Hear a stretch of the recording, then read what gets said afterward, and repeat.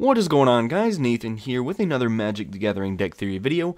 In this video, I wanted to cover a very overwhelming token swarm commander deck that I've made, which is the classic white token swarm, but it is primarily white, except for there are two cards that actually have some red mana symbols in them. First of all, our commander, Heliod God of Victory, is going to have one little red mana symbol there, and then we're also going to have a Glory of Warfare card in here, which is one extra red mana symbol. So I have compensated that by including some red mana sources in here, so we'll be able to actually play our commander, who is actually really good. So if we start just diving into it right here, Heliod God of Victory is an incredibly good card, and it's actually around $4 right now, which is pretty expensive for a Magic card, but I do actually have him in physical form, which is awesome. I actually have most of this deck in physical form. Heliod God of Victory is a 4-cost 7/4 god, indestructible as long as your devotion to red and white is less than 7. He is not a creature, so he is an enchantment. Creatures you control can't be blocked except by 2 or more creatures. Now, this ability allows a lot of damage to get through, basically, when you're attacking somebody, because when you combo it with something like Token Swarm, you typically are attacking with way more creatures than your opponents can block with, leading to a lot of creatures getting by and your opponents not being able to block your incoming damage, which is pretty awesome. But the even better portion of this card that I like even more is that this card will prevent all damage that will be dealt to attacking creatures you control. So that means that you are sending, basically when your tokens attack, they are basically indestructible. All damage is prevented to them, which is incredibly good. For a 4-cost enchantment, this is an insanely good card, which is why he is in this deck, to be honest. He doesn't fit in, he fits in well with the theme of Token Swarm. It's not perfect synergy, but it's very, very good, and he's just an incredibly good card for what he does.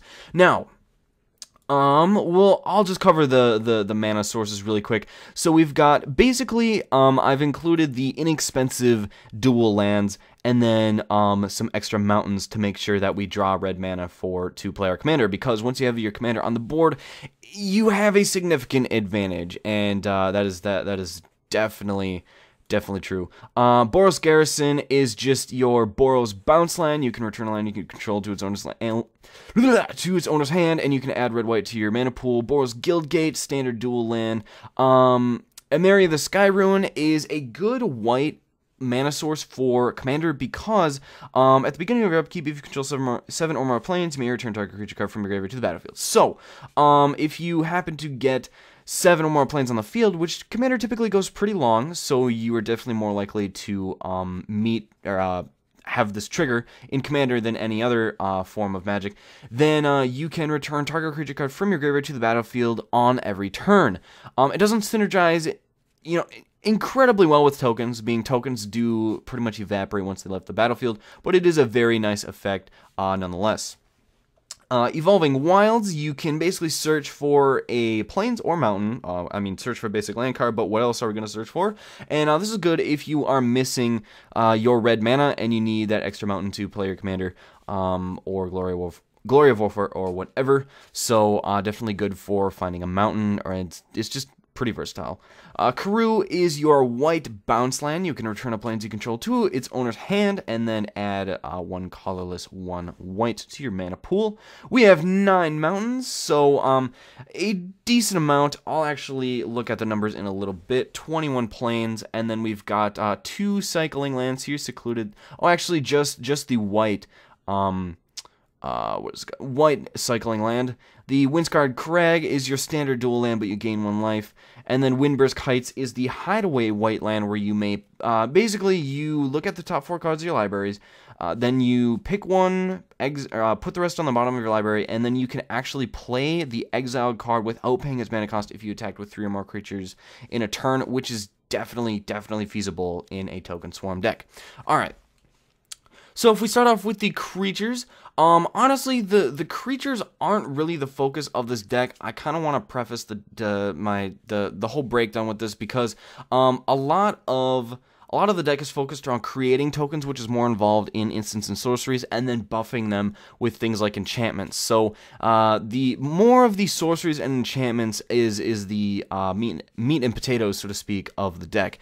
But we will just start them with the creatures. So we have a Darker Valkyrie, 6-cost, 4/5 flyer vigilance. When target creature other than a Darker Valkyrie dies this turn, return that card to the battlefield under your control. Now, this is good in Commander because there are probably going to be a lot of creatures on the board, and to be able to basically just take control of them by tapping this card is absolutely amazing. Great card.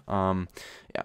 Angel of the Dire Hour, 7-cost, 5/4 flash flying, and when it enters the battlefield, if you cast it from your hand, you can exile all attacking creatures. This is really good for saving your ass against a bunch of creatures that your opponents are sending after you.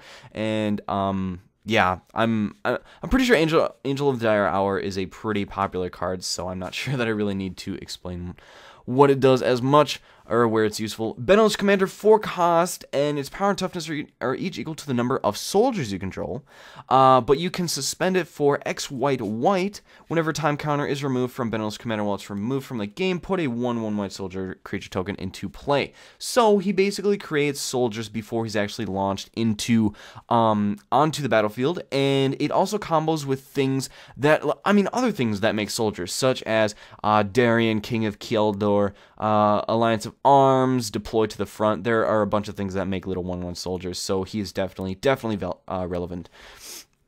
Captain of the Watch is a 6-cost 3/3 vigilance. Other soldier creatures you control get +1/+1 and have vigilance, which again, many soldiers are going to be played in this deck. And then when it enters the battlefield, put 3 1/1 soldiers onto the battlefield. So pretty much it's a 3/3 vigilance, and then 3 2/2s with vigilance for a 6-cost, and again, it has an extra effect which applies to all of your soldiers, which is awesome. Definitely a very good card. Celestial Crusader, flash, split-second flying. Other white creatures get 1/1 for a 4-cost. So pretty good card, just your generic buff cards. So this is actually one of those cards. There are a lot of cards in this deck that give all of the creatures you control 1/1. So I think they're around like 15, I want to say, in this deck. So once you actually stack those up, and then you start playing cards that give you a bunch of like 1/1 tokens, all of a sudden, you know, you might play a card that gives you 5 1/1 tokens, but if you have a couple of like Celestial Crusader or something like a Crusade, white creatures get +1/+1, then those soldiers are all of a sudden 3/3s, and they're a lot more scary. So that's that card. Cloud Goat Ranger, 5-cost, 3/3. When it enters the battlefield, put 3 1/1 soldier creatures on the battlefield, and you can tap those creatures, and it will get +2/+0 and gains flying. This is basically good because it creates a bunch of tokens. And yeah, that's pretty much it. Krovax Ascendant Hero, 6-cost, 4/4. Other white creatures get +1/+1, so another one of those buff cards, pretty awesome. Non-white creatures get -1/-1, which is awesome. This might even help with something, you know, I don't know if it would help against fellow token decks, so maybe not necessarily fellow, like other white token decks that are opposing you, but if you go against something like a zombie black deck, then that deck, which might create a bunch of 2/2 zombies, all of a sudden get you know, they're all of a sudden 1/1s, which is definitely significant. And you can also apply that to something like goblins as well with red. So that's a pretty good card. And then you can bounce it back to your hand in case you encounter a board wipe, and you actually can pay 2 life for that, so you don't necessarily need mana open to always have this card back in your hand, which is awesome. Crusader of Ordrick, 3-cost, power and toughness each equal to the number of creatures you control. That's awesome because you are going to be controlling a lot of creatures at once to make, you know, you might play this card while you have 10 creatures on the board, and all of a sudden you played basically just a 10/10 for 3 mana, which is pretty insane as well. Darien, King of Keldor, is a 6-cost 3/3. Whenever you deal damage, you may put that many 1/1 soldier creature tokens into play. So not only does it kind of deter people from attacking you personally, but even if they do, you can get a huge wall of creatures in response. And especially if they're buffed up. Let's say, you know, again, you have like 2 of these enchantments down that give all creatures you control +1/+1. Well, you know, let's say you're dealt 5 damage. Well, all of a sudden you have 5 2/2s or 3/3s on the board. That's pretty significant. Geist Honored Monk, 5 cost vigilance, power toughness, each equal to the number of creatures you control. So again, like Crusader of Ordrick, can turn really powerful. And when it enters the battlefield, put two 1/1 spirit creature tokens with flying onto the battlefield. So in addition, I mean, obviously hopefully you wouldn't play this card by itself, but if you did, it would be a 3/3 minimum, but most likely it's going to be a ridiculous power and toughness because of all the creatures on the board. Hallowed Spirit Keeper, 3 cost 3/2 vigilance. When it dies, put X 1/1 spirit tokens with flying on the battlefield, where X is the number of creature cards in your graveyard. So pretty much, for 3 costs, not only do you get a 3/2 vigilance, but chances are you're going to have maybe 2-3 creature cards in your graveyard by the time you play Hallowed Spirit Creeper, maybe just in like an average game. So then you get 3 1/1 spirit creature tokens with flying on the battlefield. And again, if you have something like a Crusade on the board, or let's see, what is this? Or like Glorious Anthem, then those spirit creatures are like 3/3s. So again, just very, very, very efficient card, I would say. Does a lot for very little mana. Heliod, God of the Sun, another god. You can basically give everything you control vigilance. It's a 5/6, but that doesn't really matter because, well, I mean, I suppose it does because you might have a lot of devotion to white, but this is a token deck, so tokens don't really necessarily mesh well with devotion triggers. And so other creatures you control have vigilance, and then you can pay 4 to put a 2/1 white cleric enchantment creature token on the battlefield. So a very reliable source, I would say, for creating tokens. And again, you can just buff them up to be ridiculous power and toughness. Yeah. Giselle Goldmane, a 4-cost mythic 4/4 with first strike, and you can pay 5 mana. Attacking creatures you control get +X/+X until end of turn, where X is the number of attacking creatures. Now, again, you're going to probably have a lot of creatures on the board. So, let's say minimum, you have 7 creatures on the board at one time. Actually, that's probably pretty generous, but that's whatever, we'll just pick something in the middle. So let's say you have 7 creatures on the board, including Giselle Goldmane. Well, you can pay 5 mana, and all of a sudden, those creatures, which might be, again, like 2/2s or 3/3s from extra enchantments you have on the board, they are all of a sudden, let's see, so +7/+7, so that would be something like 10 10s, and then you basically swing all of them at somebody, and they will lose the game. Very good card. Knight Captain of Eos, 5 cost 2/2. When it comes to play, put 2 1/1 creature tokens into play, so another card that gives you tokens. And you can pay 1, sacrifice a soldier, prevent all combat damage that would be dealt this turn. So a little bit of defense on there, a little bit of utility, but it is also nice to have those extra 2 little 1/1 soldiers that are then going to be buffed. Kongming Sleeping Dragon, 4 cost 2/2. Other creatures you control get +1/+1, so another buff card. Luminous Angel is a 7 cost 4/4 flyer. At the beginning of your upkeep, you may put a 1/1 white token, white spirit creature token with flying into play, so very reliable source of tokens. Again, Mentor of the Meek is here for extra card draw, 3 cost 2/2. Whenever another creature power 2 or less enter the battlefield under your control, you may pay 1 colorless if you do draw a card. So if you make 2 tokens, or even, I don't know, let's just say you have Luminous Angel on the board or something, and you're getting a 1/1 little spirit creature onto the battlefield, it will then trigger Mentor of the Meek, and you can draw a bunch of cards, which is awesome. So extra card draw is always nice in Commander, and is pretty valuable in Commander, I would say, too. 4 cost 2/3, Phantom General. Creature tokens you control get +1/+1, which is good, because most of the stuff that's going to be on the board is creature tokens, for you anyway. Rock's Pike Master, if we'll get, there we go. 4 cost 3/3, first strike. Other soldier creatures you control have first strike. So a little bit of extra defense for your soldier creature tokens. And yeah, first strike is a pretty useful ability, prevents them from dying. And this is also a little bit of a sort of like backup card. If you don't have Erois on the board, your commander, then I mean, this doesn't matter as much, because if you have Eros on the board, then they're not going to be taking combat damage anyway. But if you don't happen to have Eros on the board, having this card on the board will help to save your soldiers if they end up being blocked in masse, so to speak. Windburst Raptor is a 7-cost 5/7 flyer. Attacking creatures you control have lifelink, which is awesome because, you know, you might swing with a bunch of creatures in one turn. Let's say let's pick an average number. Let's say you swing with 5 1/1 soldiers. Maybe they're buffed with a couple of enchantments, so they're 3/3. So let's say you're swinging with 5 soldiers that are 3/3s, and you're going to gain 15 life, given that your opponent doesn't mess with any of the actual assigned combat damage. So, you know, gaining 15 life just because of that is pretty awesome as well. Artifact Cage Sun, nice little mana doubler here, and also it does buff your creatures. So 6 cost, you can choose a color. Creatures you control of the chosen color get +1/+1. So obviously you would choose white, and that would then stick around for all of your tokens and creatures basically. And then whenever basically doubles your mana. Other than that, so it is a lands ability, not just basic lands, so including those dual lands as well.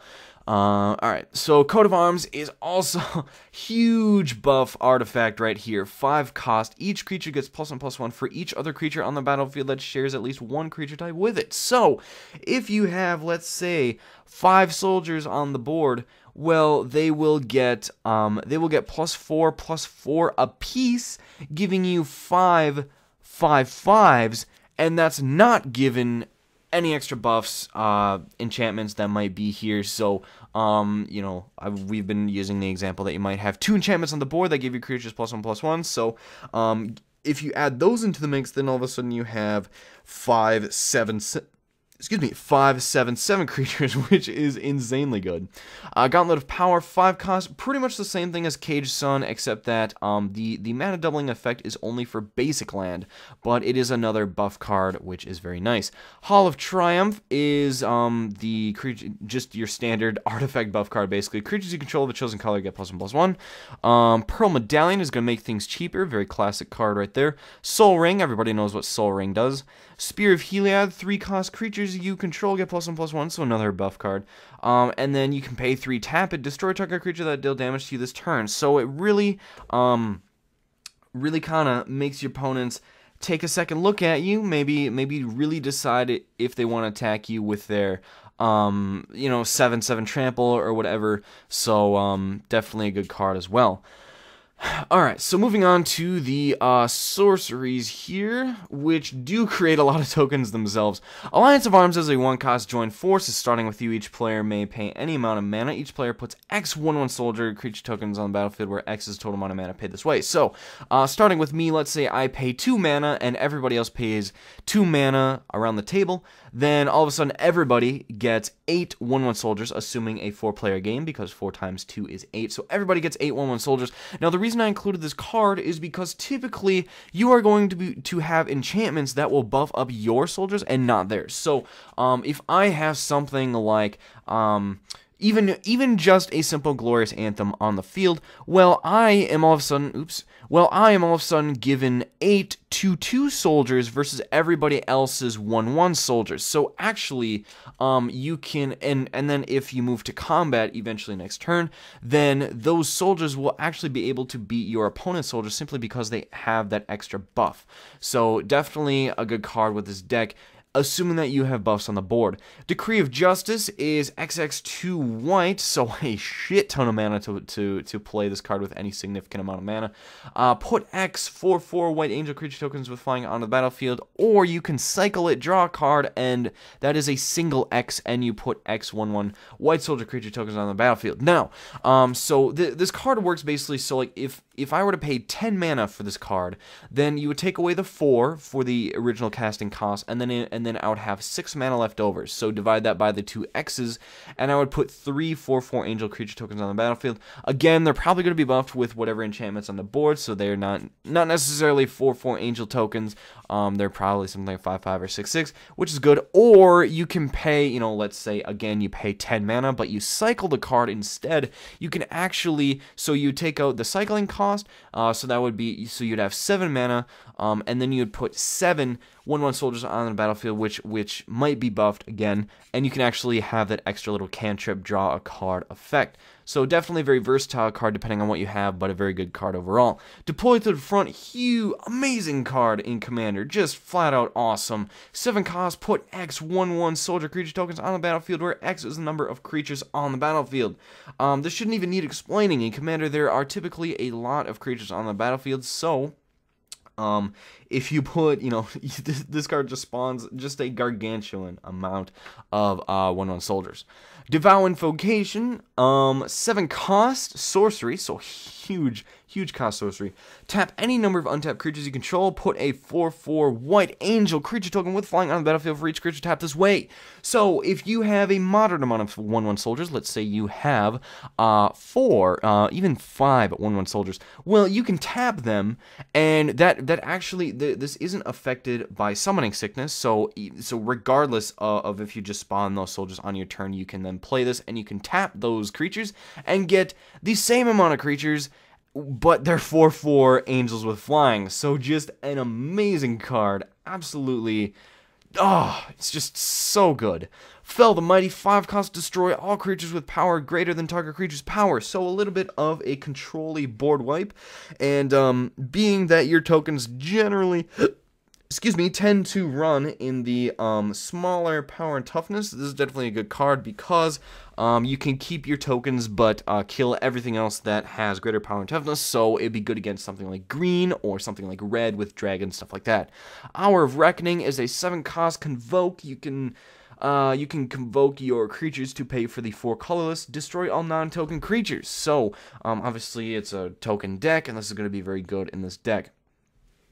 Increasing Devotion is a 5 cost, put 5 1/1 creature tokens on a battlefield, and you can flash back for 9 mana to put 10 of those tokens. Once again, you can buff them up, and they are very scary, very fast. Launch the Fleet, 1 cost. Basically, you can pay 1 colorless for each target beyond the first, and you can basically, each creature that you target with this card, when it attacks, you can put a 1/1 soldier tapped and attacking into play. So if I'm attacking with 5 1/1 soldiers, well, I can pay 6 mana for this card, and I can get an additional 5 1/1 soldiers. Lingering Souls is a 3 cost, put 2 spirit creature tokens with flying onto the battlefield. Very basic card, just a 3 cost, and the 3 cost is actually to get the extra flying effect. So usually what you see in white is that each mana that you pay is typically equivalent to a 1/1 token that you get. So theoretically, if I pay 5 mana towards a card, I should typically get 5, or if it's efficient, I should get 5 1/1 creature tokens because I paid 5 mana. But in this card, you might think that it's not very efficient, but the extra mana that you're paying is actually so that the creatures can have flying, and they're a little bit harder to deal with when they have flying. So that is pretty much worth the mana cost. Martial Coup, you get a bunch of soldiers, and you can destroy all other creatures if you want. So I mean, best case scenario, you have 10 mana on hand and you pay 8. Well, you get 8 1/1 soldier creature tokens on a battlefield, and you can obviously destroy other creatures. But again, those soldiers might be buffed with whatever enchantments you might have on the board. And yeah. Mass Calcify is a 7 cost, destroy all non-white creatures, so all creatures that you basically don't own, which is pretty awesome. And then you can, I would assume after you play this card, if you have a significant amount of soldiers on the battlefield, you can probably swing at somebody to pretty much end their life, because you're probably going to have a lot on the board. Nomads Assembly is a 6 cost, put a 1/1 soldier onto the battlefield for each creature you control, so it basically doubles the amount of creatures that you have. And then you can then rebound it to then double that number of creatures that you have. And that is so good. It's such a good card. Spectral Possession, you can pay 3 white. You would definitely not pay 2 colorless, maybe if you happen to have the colorless mana on hand. But you basically pay 3 white to get 3 white flyer, white spirit creature tokens with flying onto the battlefield. Pretty efficient card. Storm Herd is the highest cost card in the deck, a 10 cost, put X11 Pegasus creature tokens with flying onto the battlefield where X is your life total. So if you're running at 20 life even late in the game because you're probably going to take some damage, then you're still going to get 21 creatures with flying, which, I mean, it's a lot harder to deal with flyers, and again, those are probably going to be buffed to deal ridiculous amounts of damage. Then we have one Planeswalker in here, the lithomancer, 5 cost, 3 health. You can use her +2 to put a 1/1 soldier onto the battlefield. And then she has a bunch of equipment effects for that and her middle ability, but we're really looking for her her ultimate, which is -10. You put the Stoneforge Blade on the battlefield, which is an equipment, and basically that equipment has equipped creature gets +5/+5 and has double strike and equip 0. So basically you kind of try to form a wall with your tokens. Make sure that Nahiri has a nice little shield bubble, and then you farm her into her ultimate. And once you have Stoneforged Blade onto the battlefield, things are very, very scary. You are almost guaranteed victory once you have a Stoneforged Blade on the field. But, yeah. Alright, so into the enchantments. Brave the Sands is a 2-cost. Creatures you control have vigilance, which is pretty freaking nice. Each creature you control can block an additional creature. So classic white, you know, vigilance, all that fun stuff, and for only 2 mana, which is awesome. Cathar's Crusade is just an amazing card. 5 cost, whenever a creature enters the battlefield under your control, put a 1/1 counter on each creature you control. So, alright, so let's do the math on this one. Let's say you have a moderate amount of 1/1 soldiers onto the battlefield. Let's say you have 5 of them. Pretty moderate. Whenever a creature enters the battlefield under your control, put a 1/1 counter on each creature you control. Well, let's say I play something like a Spectral Procession, which puts 3 1/1 spirit creature tokens with flying on the battlefield. All of a sudden, I get to put 3 1/1 counters on every creature I control previous to those white spirit creature tokens. So those, you know, those 5 1/1s are all of a sudden 5, if I do the math, 4 4s for basically nothing. You just, it's such a good card, an amazing card. Commander's Authority, 5 cost, enchant creature has, at the beginning of your upkeep, put a 1/1 white human creature token on the battlefield. So basically the effect of Luminous Angel, but you gotta make sure that the creature with this enchantment on it doesn't die, otherwise the enchantment will die with it. So this is a good source for getting 1/1 humans. There is a difference. 1/1 humans, but you have to make sure that the creature that has it on it doesn't die. So, decent card at that. Crackdown is just a very control-y type of white card, and I cannot believe this costs 3 mana. Non-white creatures with power 3 or greater don't untap during their controller's untap steps.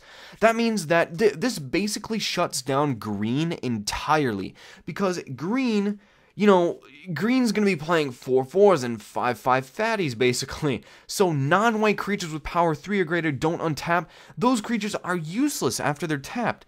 Which is, that's just amazing. For a 3-cost enchantment, it's just absolutely unbelievable.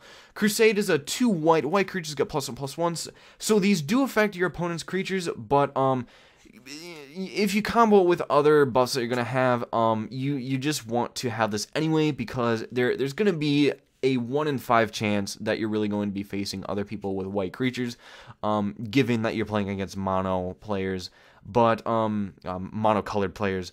But yeah, anyway, standard kind of buff card. Dictative Heliod is a 5-cost flash. Creatures you control get +2/+2. So, your standard buff card, or if you wanted to flash it in to surprise your opponent that, oh my gosh, all of a sudden my soldiers are more stronger than you thought, you can do that as well. Glorious Anthem is your standard buff card. 3-cost. Creatures you control get +1/+1. Gloria Warfare is the only other Boros card in this set with 2 red, white. As long as it's your turn, creatures you control get +2/+0, so very aggro-y, very much, very offensive when it's your turn, and as long as that's not your turn, creatures you control get +0/+2, so very defensive when it's not your turn. So this card really suits being, you know, just how you want to play. So when it's your turn, you want to obviously be very offensive. When it's not your turn, you want your creatures to be very defensive. So that means that you can block even stronger creatures with your soldiers. Honor of the Pure, 2-cost white creatures you control get +1/+1. very cheap cost enchantment, great buff card. Intangible Virtue, 2 cost creature tokens you control get +1/+1, and have Vigilance. So another even more chance of having your stuff with Vigilance and just standard buff. So the creature tokens you control, so obviously it's not going to affect your creatures, but you're pretty much going to have mostly tokens onto the field, so that doesn't really matter, and yeah. Leyline of the Meek, 4 cost. If it's in your starting hand, you may begin the game with it in play. Creature tokens get +1/+1. So this is unfortunately all creature tokens, but you are going to have a lot of creature tokens, so you're going to be taking advantage of this card's ability more than your opponents. I would think. Marshals Anthem is a 4 cost multi-kicker, 1 colorless, 1 white. Creatures you control get +1/+1, so your standard buff card. But when it enters the battlefield, return up to X target creature cards from your graveyard to the battlefield, where X is the number of time Marshals Anthem was kicked. So if you have if you have some creatures in your graveyard that you actually want on the field, then you can use this card to retrieve those to be back onto the battlefield. But honestly, I actually like this more for its just buff effect. Creatures you control get +1/+1, which is another great, I don't know, buff effect. Mobilization, 3 cost. Soldier creatures have Vigilance. So all of your soldier creatures have Vigilance, which is pretty awesome. Just even more chance. Playing the numbers game, having even a greater chance of pulling a card which gives all of your stuff Vigilance. And you can pay 3 to get a 1/1 soldier on to put it on the battlefield, which is great. You always want that sort of consistent way of getting creatures onto the battlefield to then be, buffed by your enchantments or whatever. True Conviction is just a classic white card. 6 cost. Creatures you control have Double Strike and Lifelink. That doesn't even need explaining. That is insanely good. I don't even know why I would need to explain something like that. Benevolent Offering is a 4 cost. Choose an opponent. You and that player each put 3 spirit creature tokens with flying onto the battlefield. Choose an opponent. You gain 2 life for each creature you control, and that player gains 2 life for each creature he or she controls. So you can basically work this to your advantage, because not only will those 3 tokens be more beneficial to you, who will probably be buffing them up, but you also gain 2 life for each creature you control, which is going to be a lot, by the way. You're going to be controlling, minimum of 5 soldiers, so again, you're just going to gain 10 life. That's insanely good for a 4 cost. But you can actually work this to your advantage too, because you can choose, you can say, well, hey, here, blue player, you can have 3 1/1 spirit creature tokens, and they'll say, hey, thanks, that's great. And then you can turn to the green creature, who typically not the green creature, the green player who might be in your group, and you can say, hey, green player who likes to play a lot of fatties, who maybe only has 1 or 2 creatures on their board because they're really expensive fatties. We're going to gain 2 life for each creature we control, and you're going to gain a shit ton of life, and they're going to gain, maybe 4 life, 6 life, something like that. And then Congregate is the second part of that card, but just target player gains 2 life for each creature on the battlefield. If you want to really save somebody, you can do this because it is technically target player, but otherwise, just for you anyway, you're going to be gaining a shit ton of health with Congregate, just a shit ton. Midnight Haunting, basically Lingering Souls. You get 2 1/1 spirit creature tokens with flying on the battlefield. Raise the Alarm, classic white card, 2 costs, get 2 1/1 soldiers. And then finally we have White Sun Zenith. Put X 2/2 cat creature tokens on battlefield, shuffle, and then shuffle the card into your library. So that is X 3 white. So if you have 6 mana, you get 3 2/2 cat tokens onto the battlefield. And those are, again, going to be buffed, so that they're probably going to be doing a lot of damage. So, if we actually then take a look at our mana curve, actually later in the video than I would have liked, because I typically do this right at the beginning of the video, we have a very, very sexy looking mana curve here, because you're going to be peaking out at a 4 cost, 3, 4, 5. That's typically about what you want for Commander. A lot of 60 card decks peak out at the 3 cost, but in Commander, you're going to want things a little bit higher, because Commander does tend to go a little bit longer, so you're going to have more mana on the field. But otherwise, a very good-looking bell curve. That's pretty much exactly what you want in any given deck. And yeah. And then finally, this deck does cost about $90 according to TCG, mostly because a lot of these cards are actually from the white Commander 2014 deck. So very affordable deck, very overwhelming. Once again, token swarm. And in fact, if you actually cut off 3 cards in particular, if you cut off Coat of Arms, Gauntlet of Power, and Darian, King of Kjeldor, that'll cut off about $20 to $25 from this deck. Those are the 3, I think, most expensive cards in the deck. So definitely a very affordable deck if you want to proxy it or whatever. If your friends allow that, then that's great. But otherwise, just very, I mean, cheap deck for what it does. Just a very good token swarm deck. And with Iroas is not called the God of Victory for nothing, because his effects are so goddamn amazing. And if you do happen to get his devotion, he is also an indestructible 7/4 for 4. So just an amazing deck. Oops, my bad. I think I clicked something I shouldn't have. Just an amazing deck, and I'm not sure that you can, frankly, without spending just a shitload of money, I'm not sure that you could actually find a deck better than this, or with better cards that basically do what this deck does. So, I mean, I could include something like, oh, excuse me, I'm actually sick, I keep sniffling. You could include something like an Elspeth Sun's Champion in here, which gives you just a crap ton of soldiers as well, but she is like a $20 card, so I'm going to go ahead and pass on that card, and stick with the cheaper cards that are a little bit more, I don't know, just whatever, just cheaper cards overall that will help me accomplish my goals. So, that is the deck. So, hopefully, I don't know, this spurns some ideas with you guys, or maybe you want to proxy this, or buy it, or whatever. But, yeah, so if you guys enjoyed the video, then feel free to leave a rating. I always appreciate it. Feel free to subscribe and all that stuff, and, I will definitely be bringing more of these videos to you guys, and, yeah, so if you, feel free to subscribe and all that stuff. Wait, I think I already said that. I'm sorry, I don't even, it's a little bit later at night, so whatever, I'm not in the right state of mind. And, yeah, so thank you all for watching, have a nice day and all that stuff, and, peace out.